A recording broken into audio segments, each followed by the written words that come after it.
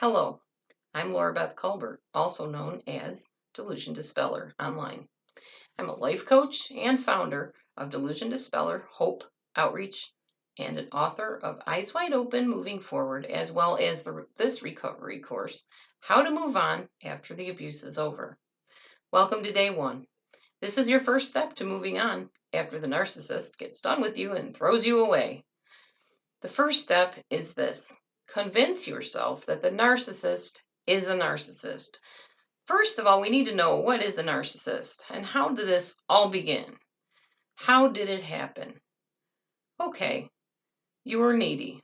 You needed a friend. You needed someone to talk to. You needed someone to help you heal from a past relationship. You might need to take care of people, but sometimes at the expense of yourself, and often that way. You become very involved with somebody and you don't take care of your own needs. You may be challenged mentally, physically, and in other ways. You might be desperate for love, wealthy. Maybe you lost a caregiver when you were very young. Maybe you had a bad experience with somebody in your life, a boyfriend, a significant other. Maybe you were abused in some way. Maybe on the other side of things, you have lots of money, or you're in a wealthy position of leadership where you're at the top of your class in some field. All these things attract narcissists. They are not super choosy. They will find anybody that meets their needs, which is for narcissistic supply. So how does it all begin? First of all, love bombing. That means they send you emails, they contact you constantly, they tell you how wonderful you are and how much they adore you, how incomplete their life was before they met you. They move too fast, too soon. They start wanting to move in together, start business ventures together, way too quickly before they even know you. Your friends might be warning you all along. Something doesn't seem on the up and up. He just seems like he's pushing things a little too much. She's just moving too fast. I'm not comfortable with this person. I feel like they're really isolating you from us and taking up your time. When your friends start coming to you with that, there may be something to it, so you might want to really listen this time. Or next time, I should say. They don't want to have boundaries. Narcissists hate boundaries. They hate being told that there are rules they need to follow. And they don't have any of their own either. No boundaries for themselves or for you. And if they say, nope, I don't need any boundaries in this relationship, I would run the other way as fast and, as fast as you can. Because they will try their best to make sure that there are no holds put on anything they do or say to you. And that spells trouble. They'll say things like, come on, this is going to be your only chance to be with somebody like me. You're never going to meet someone like me. Why do you want to give this up? This business venture is perfect for us. Why would you say no to something so awesome? They're going to push you, and when you start feeling that pushing come, then that's a sign that you really need to step back and look at what's going on. All right. Narcissists are addicts, and you are their drug of choice. They will ask everything about you to know everything about you, so later on they can use those things against you. They will enmesh with you and try to get very, very close with your family and your friends as soon and as deeply as possible, asking them very personal, tactless questions usually, because narcissists really don't think about people's feelings. They just blurt out what they need to get what they want, which is their supply, their adoration, and even their fear, if that's all that they can get. They'll settle for whatever they can get. So who are narcissists? Emotional vampires that drain the life out of you. They'll drain your identity. They'll drain your right to choose. They'll drain your ability to think. They'll drain your friendships. And they'll drain your hopes and your dreams. A narcissist knows one day he's going to lose you because narcissists work very hard to get the people that they prey upon. It's hard work to convince somebody that you're not. He only wants supply. That's the bottom line. He only wants to use you for what he can get, or she. They're always ready to toss you aside when they're done with you, and they're preparing right in the beginning of the relationship to replace you with somebody new as soon as they decide that they're done with you. They've used you up, and there's nothing left to get from you. They'll give you what you want from the beginning. They will give you everything that you want. They will say what you want to hear. They'll be who you want them to be. They will do everything they can to convince you that you need them and you want them and you can't live or exist without them. And indeed, many of these people are very charming and fun to be with, so it is hard to be without them, and they know that. They have been at this for a long time. So they use smoke and mirrors to keep you mesmerized and hooked to them all the time. On the other side, a narcissist needs a mirror. They need you because they don't have a healthy inner core to know how they're doing and how they're interacting and if it's right or if it's wrong. And not that they really care about this, but they like the reflection in the mirror. If they do or say something that you think is fascinating, they love that. They gloat on that. The fact that you find them wonderful because nobody else did in their past. So now there's somebody that just, their life is built around them, and that just feeds their narcissistic supply source. Now, originally, when the narcissist was younger, chances are he was A, punished, B, neglected, or C, put into the family as the star child, the golden child, the one that always had to perform and always be perfect at everything and have all the answers. He wasn't valued for who he was. He was valued for what he did, his talents, his abilities, and how good he made his parents look, or she. So now, since he never was truly valued, he wants to hear how wise, talented, wonderful, and superb he is from you.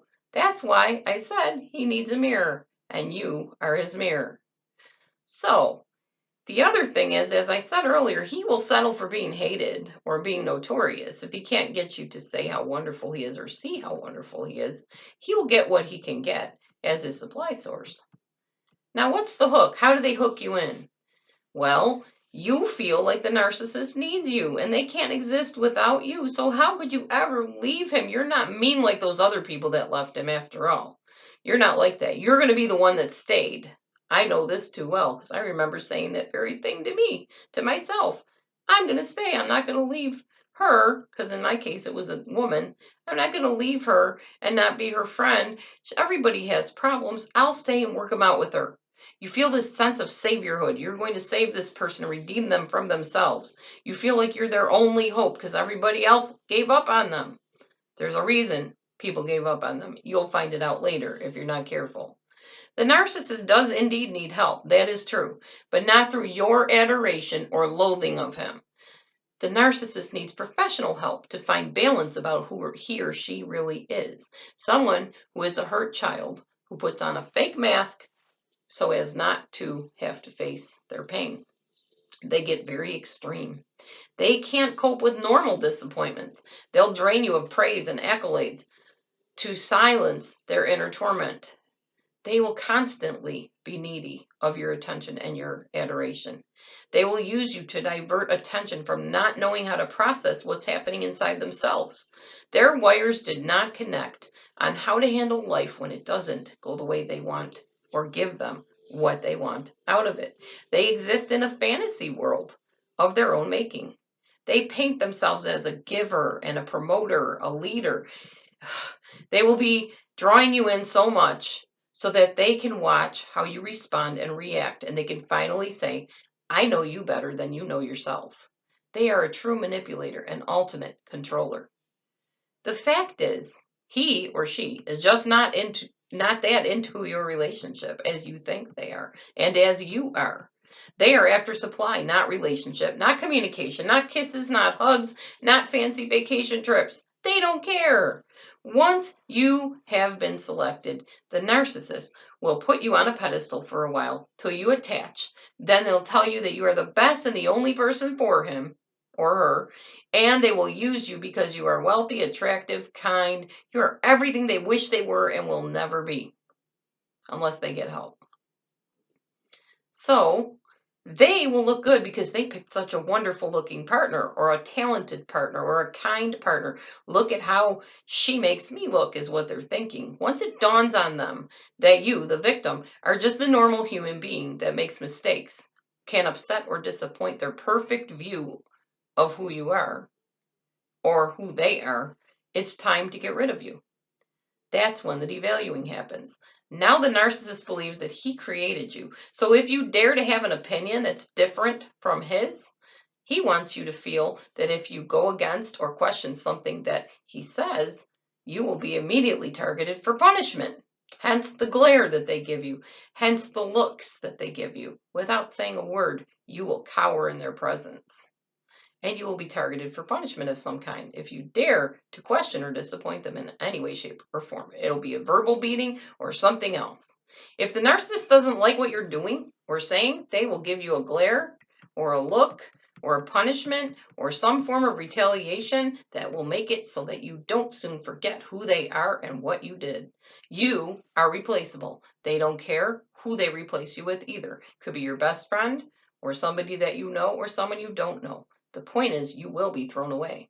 You're treated like an object of disdain and rejection. They're done with you, and that's that.